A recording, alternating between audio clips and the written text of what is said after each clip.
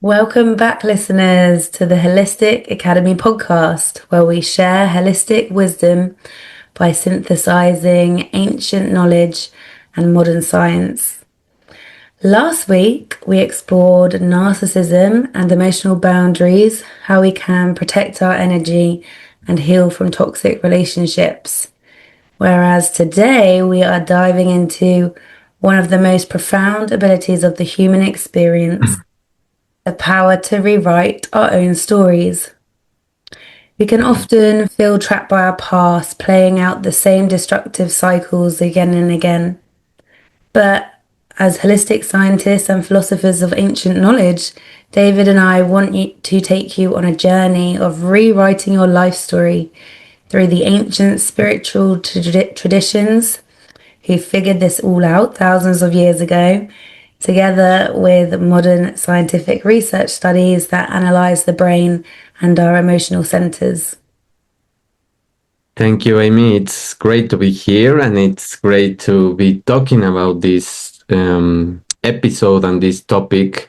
I really think that we live in a holographic world, that many times we have the addition power of taking out certain parts of our lives and just to understand them as pieces of the puzzle and change the meaning and the narrative that probably we develop as children, and we didn't have these skills and abilities to understand what was happening, so we just develop certain emotional traumas or these ancestral patterns that we have talked in the previous episode. So you know that we tend to think that our identity as a fixed file stored on a hard drive, but modern science shows us that the human mind is essentially a complex narrative generating machine, and our life story is constantly being written, edited, and revised. So, Amy, what can you tell me about the ancient paradigms of identity and the reconstruction looking at spirituality and the ancient science? Absolutely, David. I think it's always a lovely place to start. So if we move first to ancient Indian psychology, thousands of years before neuroscientists mapped out this basal ganglia, this habit that we have where we repeat patterns in loops, which we will go on to talk about. Indian yogic traditions identified samskaras. These Mm, are deeply embedded psychological impressions or karmic seeds held in our unconscious mind that drive our repetitive behaviors. So before they knew how to rewrite it, to overwrite a negative samskara, they developed a technology of Sankalpa, which is a profound affirmative intention that represents your highest purpose. By planting a Sankalpa during Yoga Nidra, which is a state of deep relaxation where your brainwaves shift to subconscious theta and delta states, practitioners bypass our conscious defenses and effectively rewire the neural pathways. So potentially, if we do affirmations like saying that I am beautiful, abundant, wealthy, and prosperous, then the more you plant these healthy seeds into our mind and nurture them, the more they will begin to grow. I love those concepts, and I think that every time we are reviewing this ancient wisdom, we realize that we have let go so much of it, and we should be more wise in terms of going back and relearn and just let's say bring back into this modern scenario everything that we already have. So I love those reflections. And if we travel now to ancient Greece, we find the concept of metanoia, and today people might just call it a change of mind, but etymologically it means a total evolution of consciousness. Psychologists later recognized metanoia as a necessary breakdown of the old, scripted false self to allow a transcendent, integrated identity to emerge.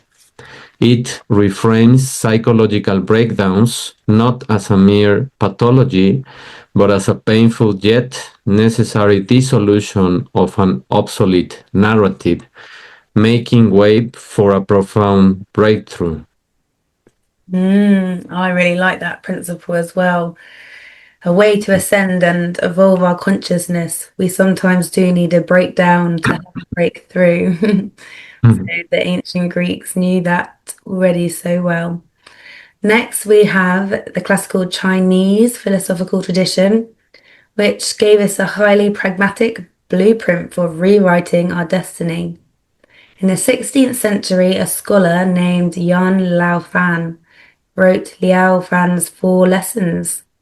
In his youth, an astrologer predicted his entire life with terrifying accuracy. He predicted his exam scores, his career, his childless death. The Zen master taught him that destiny is not a rigid script. By developing acute self-awareness, reforming his faults, and intentionally accumulating merit through acts of kindness, Lao Fan completely rewrote his fate, living a long, prosperous life with a family, defying the predictions entirely. It's an ancient parallel to modern cognitive behavioral principles and neuroplasticity.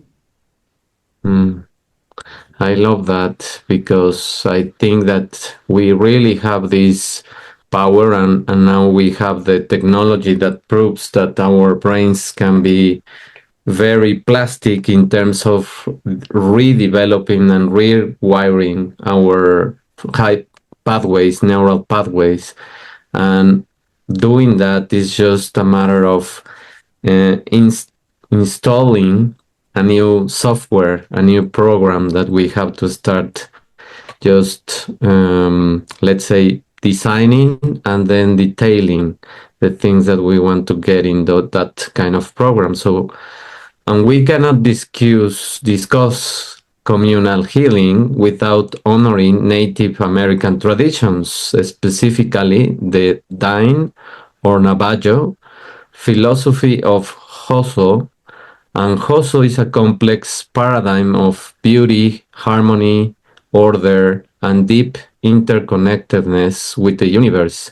When trauma occurs, whether personal or the heavy burden of historical colonialism, a person enters Hózhó, a state of chaos and disharmony. Yeah, this is such an interesting concept. So to bring the person back to Hózhó, the community uses a sacred technology of storytelling. This isn't just entertainment. In ceremonies like the night chant or the blessing way, stories become living entities and they're used to process the trauma. The individual externalizes their pain in a safe circle and the community are able to witness it. They use mythic narratives to provide this blueprint of resilience. And the broken identity of the person is integrated back into the ecological social fabric of the tribe. I find this way absolutely fascinating how storytelling helps people return to balance. And I think it's something that in our divided family systems and with two parents working and the way that the current systems and structures are, it's very hard to remember the importance of sitting down with our children and sharing stories, personal stories, but also stories of empowerment, resilience, and self-worth. And also when people have breakdowns, normalizing that, but knowing that we can also have these breakthroughs and using these stories to keep us in balance and regulate our nervous system and realize that it's all part of being human. Yeah, I really agree with that. And I think that nowadays these stories from our parents or grandparents have been substituted by many of these Hollywood movies that use the hero journey. For example, I remember a lot the story or the narrative of Star Wars and these Jedi's and the power that they had with the mind and all of that narrative that was really, I think, empowering for children.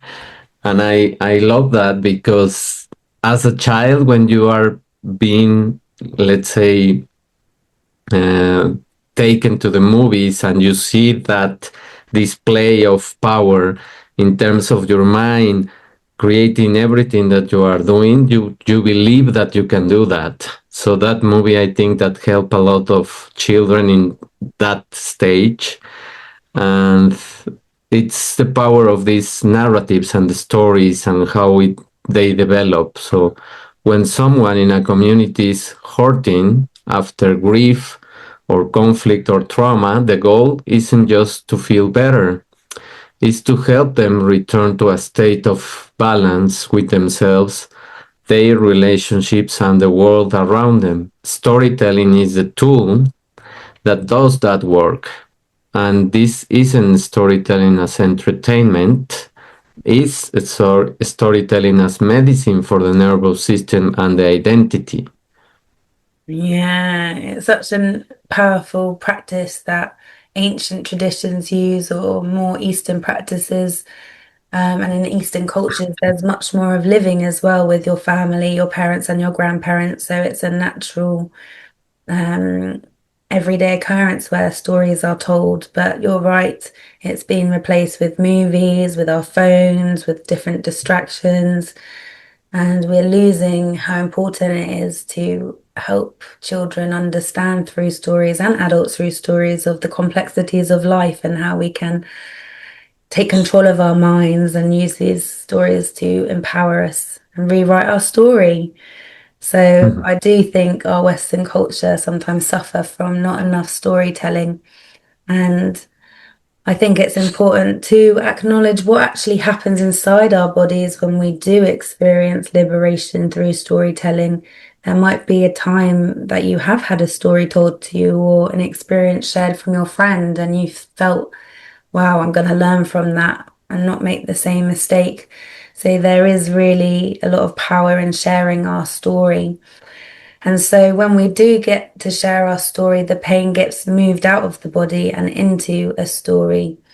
As some people might know, trauma traps experiences inside of people. So we need to find a way to move it through the body and out. So when someone tells their story out loud with words, the pain can become something they see, they can give name to, they can articulate, and they can now work with it instead of something that silently lives within us. So I always have this saying, when you resist, it persists. So it's important not to resist the pain, but actually understand it through stories. And that alone can be really regulating. It turns chaos into something structured. And a lot of people use writing and journaling and storytelling as well as a way of helping move through difficult events in their lives and difficult emotions. So definitely invite you to see what it might feel like to journal part of your story, and at times rewrite your story. What does that feel like? The other healing aspect I like about, though, these old ancient community practices is this idea that your community witnesses you in the pain. A lot of our Western cultures were taught to cry in silence or hide our emotions, or we cry in our bedrooms without anyone seeing it. But if you can actually cry and feel and express yourself within a community with your authentic emotions and being witnessed, your nervous system can actually change and heal. Because in fact, healing doesn't really happen in isolation. When a group can listen without interrupting or judging, our body starts to learn something different. It starts to say, I'm seen, I'm still part of us. I am safe enough to exist with this pain. And social safety is known to be one of the strongest regulators of trauma. I think that this is why therapy works, because when you are being listened without judgment, without any kind of bias, and it's an objective person that is in front of you, just trying to assemble your own story, and you make, let's say, you create your own narrative based on these traumas and the pain that you felt. You start uncovering many things that maybe were pushed through. And I was just, before we connected, listening to a podcast where a guy was sharing his experience with this kind of trauma and the environment where he was raised, and a lot of chaos, arguments, yelling, and this just very common way of being raised, and how he started developing the pain without noticing until he was not even able to walk. It started with not feeling the pain in one of his feet, in the left foot, and then it ended up not letting him walk. And that's when he started to take more responsibility in healing and looking for alternative choices. So this just reflects how much this pain that we swallow and we push through can create a lot of diseases and chronic illnesses that we don't even think about them as being caused by the emotions and the pain. So Yeah. yes, sorry. Definitely psychosomatic, isn't it? Where like your mind and body are totally connected, and we've shared a bit about that in our podcast before. And I think, yeah, having someone witness the pain and be able to walk through it when you're within community or within a safe space with a therapist, that can really help. But it's true, many of us have come from dysfunctional families, so it's just trying to rewire the nervous system and find different ways to rewrite our stories and move through these breakdowns so that we can find the wisdom and the silver lining and actually grow from what we've experienced so it doesn't happen to us again in the same way. And with that awareness, we can make new choices, and that's part of the healing as well. Yeah. And in the ancient practice, also combined with mystic stories, they give the person a map for survival. And these stories used in the ceremonies aren't random. They are full of characters who suffer, who get lost, who fall apart, and find their way back. So the person isn't just telling their story, they are placing their pain inside a much bigger story of loss, disorientation, endurance, restoration, and it reframes the experience from something is wrong with me to this is a human passage people have walked for before. And that opens up the possibility of healing for many people when we share those stories and when we just be vulnerable with our own journeys, and we make people feel welcome in the community. Absolutely. We're not isolated in this pain. There are many other human beings who've experienced it, or similar pain, or maybe a similar event in another shape or form. But by sharing our story, it can help understand it for ourselves and also empower others by knowing about what there could be and how to avoid it or how to support people through feeling those difficult emotions.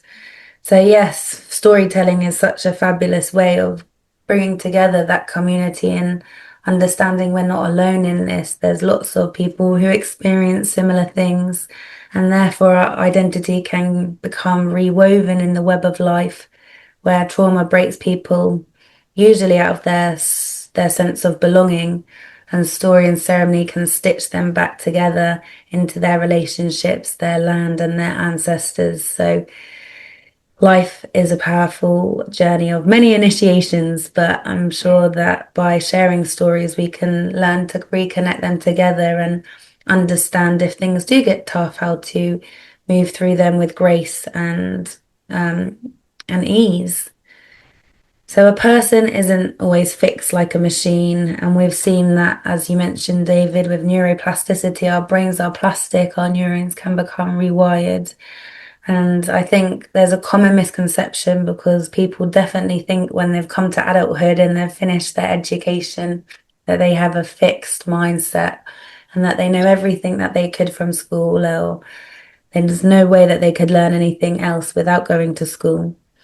But Yeah. by understanding your brain's plastic, you need to move from a fixed mindset to a growth mindset. And having a growth mindset is acknowledging this scientific fact that we can grow and we can evolve and our brains can change consciousness. And I, for myself, feel like I've lived through many different lifetimes and many different consciousnesses all the way up to my age now. So life's about whether you want to learn and grow or stay stuck and fixed. So with stories, it can actually help us reintegrate these neurological pathways and finding new meaning. It's a bit like having a torn thread being woven back into the fabric of life and fabric of understanding. So yes, thousands of years ago, before the advent of modern neuroscience, ancient and spiritual traditions have developed a profound framework in many different ways across the globe for rewriting our stories of ourselves and breaking those destructive cycles. So, David, is it time to switch to modern science? Yes, I believe it is. So, to truly break these maladaptive cycles, we have to look at two key aspects: the neurobiology of how our brain constructs stories and the physical impact these stories have on our emotional and our immune system. And this is so amazing because our immune system is also being damaged every time we live with these kind of stories. Absolutely. So, let's start with the first aspect, the brain.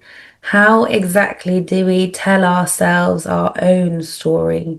Well, this is called the neurobiology of narrative construction. Our brains actually function as these complex narrative generating machines. It all began with this milestone discovery in neuroscience called the default mode network, where we have shared about this before. It's also known as the DMN for short. The default mode network is a large scale brain network that we all have, and it comes alive when we're daydreaming. It has lots of different capabilities like introspection or engaging in mental time travel. And often you might find lots of different functions of our brain competing for each other. And that is our default mode network of our brain.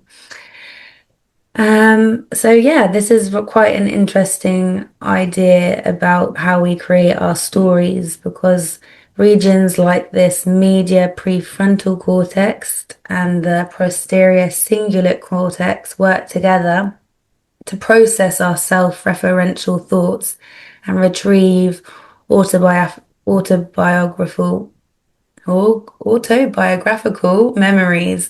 And these are memories from our past. And so our brain is basically rewiring them together as they start to create a story of our identity and who we are. And that's, of course, based on our past. Hmm. It's such an amazing journey that the brain takes into interwoven of aspects and memories and imprints that we have of our past and of course the things that we have lived through.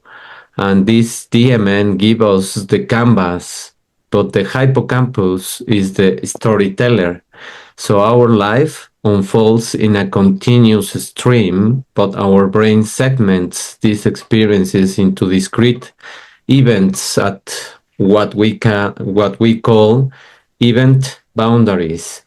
And the hippocampus then binds these events together in a coherent plot, which actually makes them easier to remember.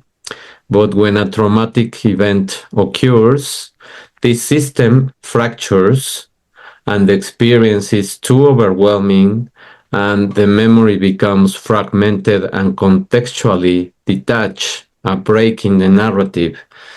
And I have experienced that part when I was also a child. What I didn't remember certain parts of how um, some events, some traumatic events with my father became to happen.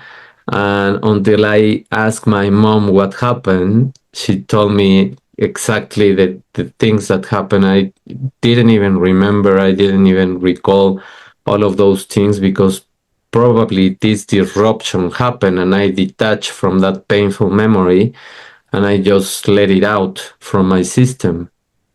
Yeah, I can relate with that as well. There's so many little parts of my childhood that I can't exactly remember, and it's all come from those really challenging moments that, yeah, our body just sort of left itself and left its memory, but the memories are still stored down there. So it's a journey to also unlock them one by one and understand what they really meant to us and how again to rewrite the narrative, because without that understanding, we still get stuck in loops. There's missing parts to ourself and our behaviors and how our body reacted in that moment. So when a narrative or story has a fracture, we fall back, and this is based on the basal ganglia in our brain. That's the brain's habit center, particularly the sensory motor corticostriatal loop, which automates our behaviors to conserve energy. Every time we repeat a negative thought or reaction, the basal ganglia locks it in, reinforced by dopamine. So to break the cycle, we actually need to rewire our brain by using the front of it, the prefrontal cortex, and consciously construct a new goal-directed pathway. Hmm. Which makes a lot of sense of how we can start disrupting these toxic cycles and reframing and creating and designing these new parts of the puzzle that we want to install in our brain. So which brings us beautifully to our second aspect, which is the emotions and the body. And this is where I think that our bodies can help us a lot to reframe these stories. So the stories we tell ourselves aren't just abstract thoughts, they are deeply biological.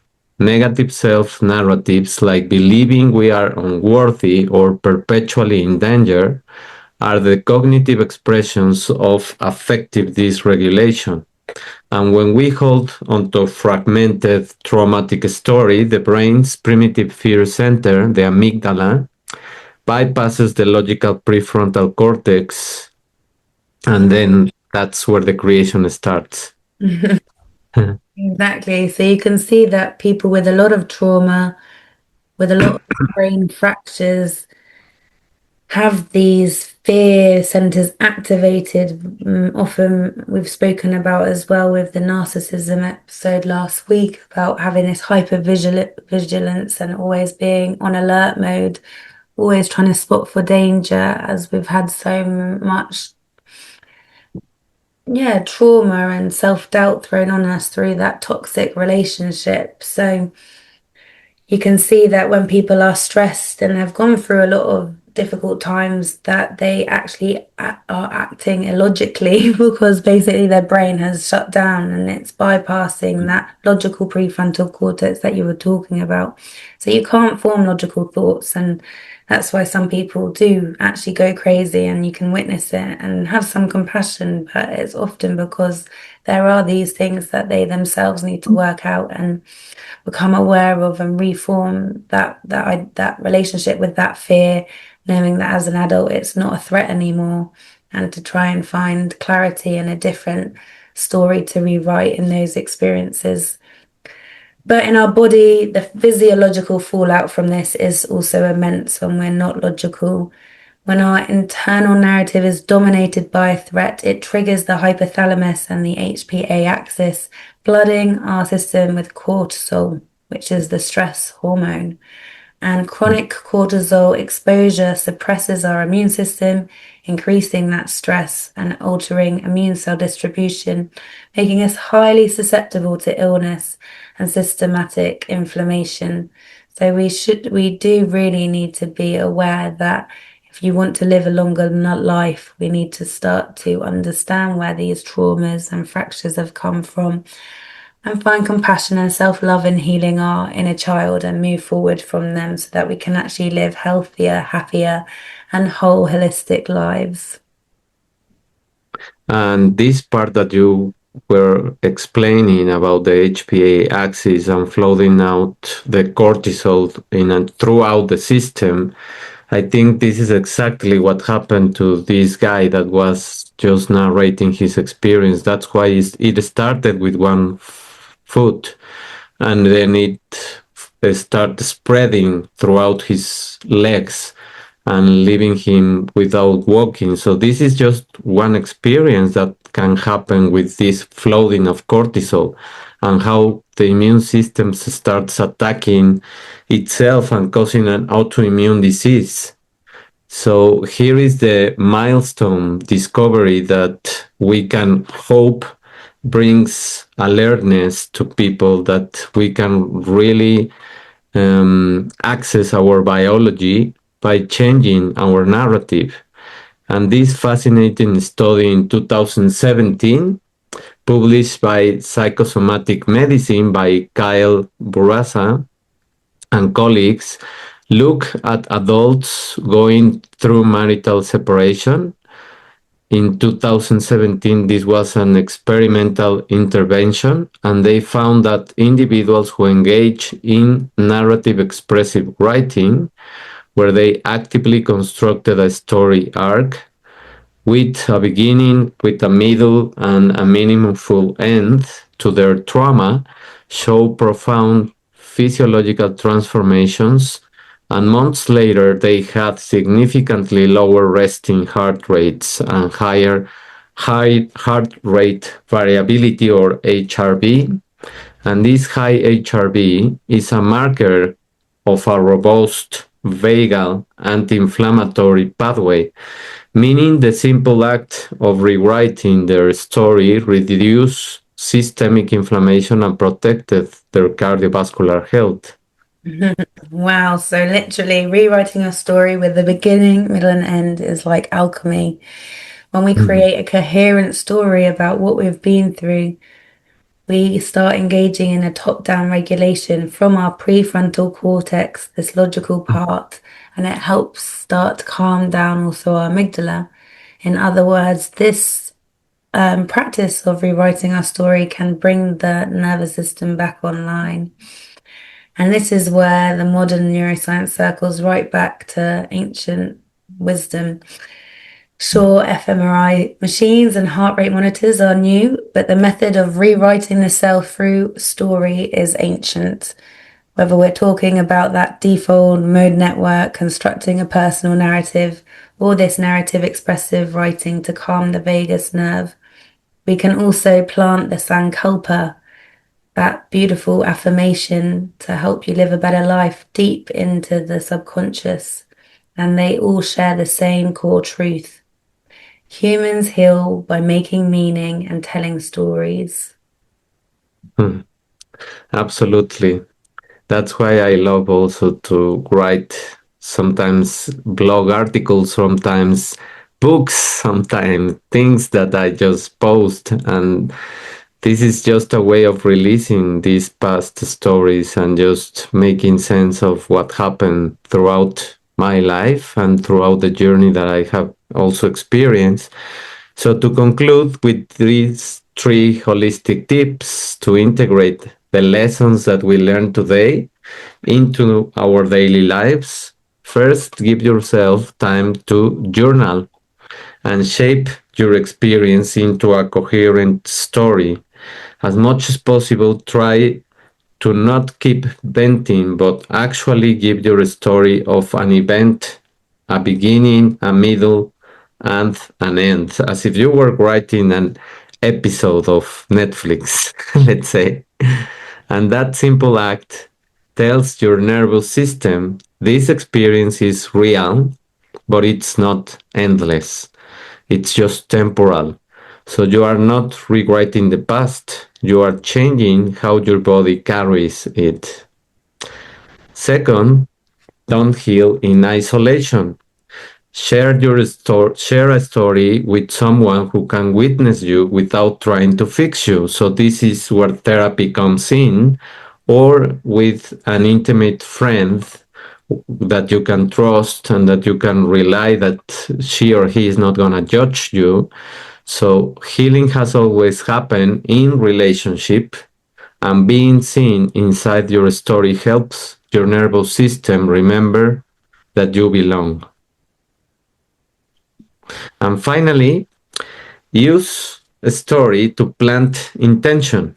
In traditions like yoga, intention isn't just positive thinking, it's identity level change. Instead of saying, I am calm, tell a gentle future story about the person you are becoming.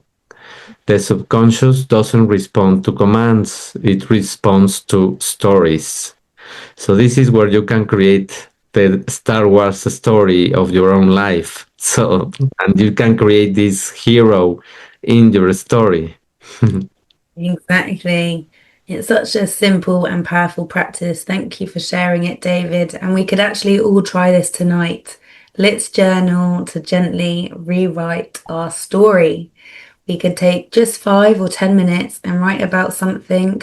It could be a goal that you would like to achieve, or it could also be something sitting heavy in your body. First, just get it out. What you would want or what happened, what you're feeling, what you felt, what it might have cost you. Then, without pretending what it was really like, if it was an event of your past, without just writing it was fine. You could rewrite the story or of what happened or of your success with a much wider lens. And you could also really contemplate on some important questions like, what did this wake you up to? What strength has it revealed inside of you? What chapter of life might this be preparing you for? So sometimes it's important not just to be positive all the time. And that's where we can also find ourselves being gaslit into toxic positivity. We actually, by writing out stories with authenticity and then reflecting on the strengths from it, that helps give us our own nervous system a new frame to hold the experience in. And this, of course, is that ancient wisdom meeting modern science. When you reshape the story, you reshape the self. So whether you write it, speak it, or sit quietly and imagine, let your story be medicine. Across cultures and across centuries, this technology has always been the same. We heal by making meaning through stories. So please take that away as a key takeaway. And yes, we are the authors of our own lives. When adversity shatters our narrative, we are not left permanently broken. We have the neurobiological plasticity to create a new story and the physiological resilience and the ancient wisdom necessary to pick up the pen and write a new triumphant chapter. I love that. So, yes, everyone, thank you today for joining us on this exploration of the mind, the body, and the spirit by rewriting our stories. And next week, we have another exciting episode where we'll be diving into authenticity. What does authenticity mean? And what does it really mean to live in your truth? Also, we'll contemplate as well a bit why it might be risky in times like the current times to be fully yourself, and what your body might know that your mind might ignore. And we're going to share some simple, practical ways to align our inner worlds to our outer life so you can stop performing and start being.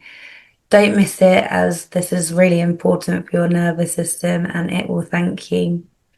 And please, again, follow us if you can on Spotify, Apple Podcasts, YouTube, Substack, and LinkedIn. And if you liked today's episode and the content, please rate our podcast as it helps us be pushed out to more listeners. But thank you for today. I've enjoyed this episode. Thank you, Amy. And before we go, let's talk about our first Holistic Academy Masterclass, which will be held on Friday 27th, so this next Friday at 7:30 to 8:30 p.m. UK time, which is 1:30 to 2:30 Central Time. And In Mexico, is it? yeah, that's the Mexico time, let's say. And this is where we are going to talk about this wellness journey. And have you ever eat when you're not hungry? And that's some also an example of how our nervous system is speaking. So in this masterclass, we will explore these topics: hunger against anxiety. So which one is the real one? So emotional eating without guilt or shame, eating slower to reset your nervous system, eating well to support hormone balance, and build a healthier relationship with food and with yourself. And this is such an amazing prize that we are giving you. It's just a really, really conscious help that you are giving us. It's just £10. And this is just the early bird price. So more discounts can be found on Facebook, and you can just message us here in any of the platforms. Yeah, absolutely. I'm really looking forward to our masterclass this Friday and also rewriting my own story with wellness and nutrition, as it definitely hasn't been the most healthiest journey of my life so far, but I'm sure understanding more and more about why, herbs and different ways of eating better food really do change our bodies and nervous systems. So it will be a really exciting masterclass. I can't wait. But until next time, everyone, thanks for being here and keep rewriting your story. Thank you, everyone. See you in the next one. Mm. Take care. Bye.